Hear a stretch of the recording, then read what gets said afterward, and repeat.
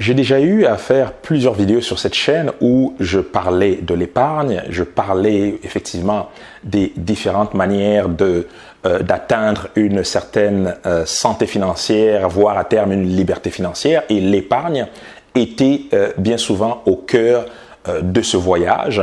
J'ai eu d'ailleurs à faire différentes vidéos, d'un côté parce que plusieurs personnes sur cette chaîne s'intéressent à ce sujet, mais de l'autre côté, comme je viens de le dire, simplement parce que l'épargne est pour moi au cœur finalement du voyage qui va t'amener à terme vers une situation où tu vivras je te dirais, où tu auras une bonne santé financière, où éventuellement tu deviendras libre financièrement. Voilà. Donc aujourd'hui, je vais t'expliquer simplement comment faire pour épargner 100% de ses revenus. Reste bien jusqu'à la fin. Je sais qu'il y a quelques points d'interrogation, mais reste bien jusqu'à la fin. Tu vas comprendre le mécanisme qui se cache derrière. Avant d'aller plus loin, si tu es nouveau sur cette chaîne, n'hésite pas à cliquer en bas sur le bouton s'abonner. Partage également cette vidéo, ainsi nous aurons plus de personnes sur cette chaîne.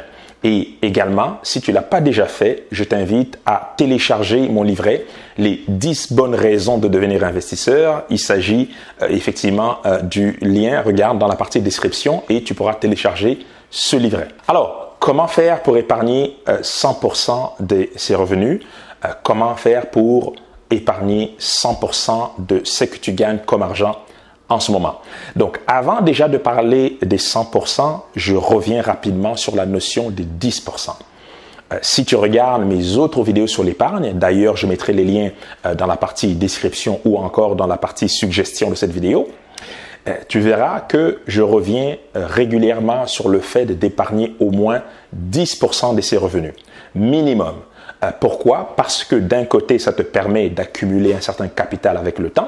De l'autre côté, ça te permet effectivement de développer l'habitude qui consiste effectivement à garder un certain contrôle sur son argent, donc à épargner son argent et éventuellement cette épargne-là, à terme, te permettra d'investir cet argent-là. Voilà. Alors, quand on parle de 100% de ses revenus, il faut comprendre que ce qu'on veut dire ici, c'est que, exemple, tu exécutes un travail physique qui te donne, exemple, 3 000 euros par mois, mais ces 3 000 euros par mois-là sont totalement épargnés, donc à 100% épargnés.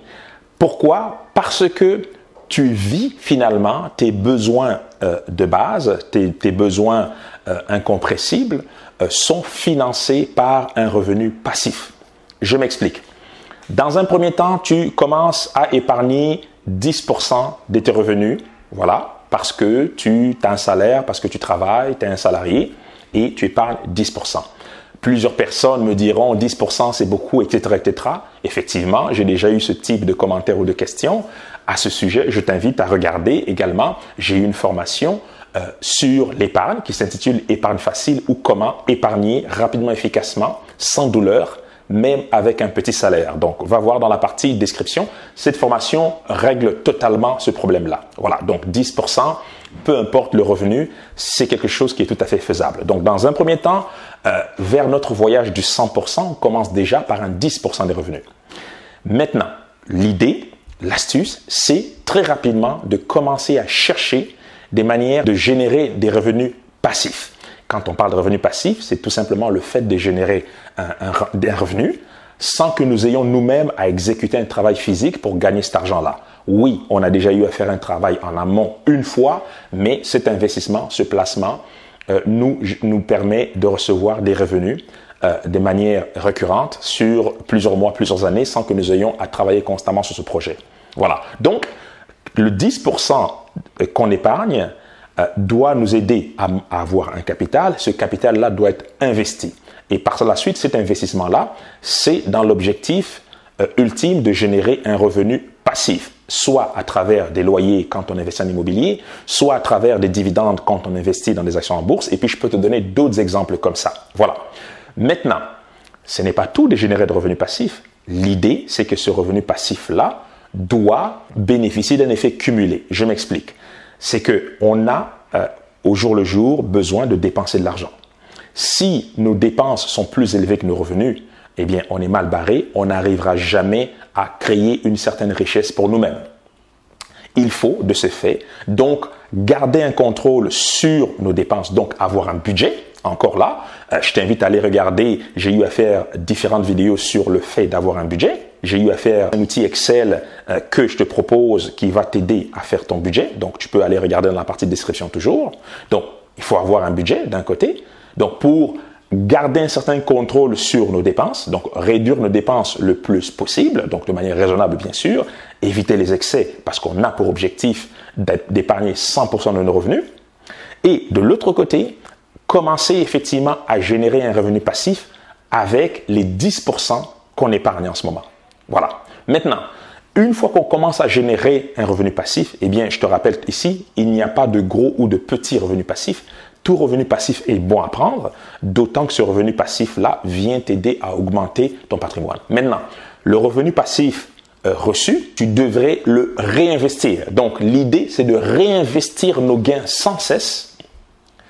D'un côté, les 10% que nous épargnons de manière naturelle, mais de l'autre côté, le revenu passif qu'on commence à gagner sur le premier investissement, ensuite sur le deuxième investissement, ensuite sur le troisième investissement, ou tout simplement le revenu passif qui augmente au fur et à mesure que nous réinvestissons dans un investissement qui fonctionne très bien, jusqu'à temps que les revenus passifs que nous allons générer à travers un investissement, ou deux, ou trois, ou quatre investissements, jusqu'à temps que ces revenus passifs générés soit équivalent ou supérieur au budget que nous avons établi pour nos dépenses quotidiennes, tout simplement.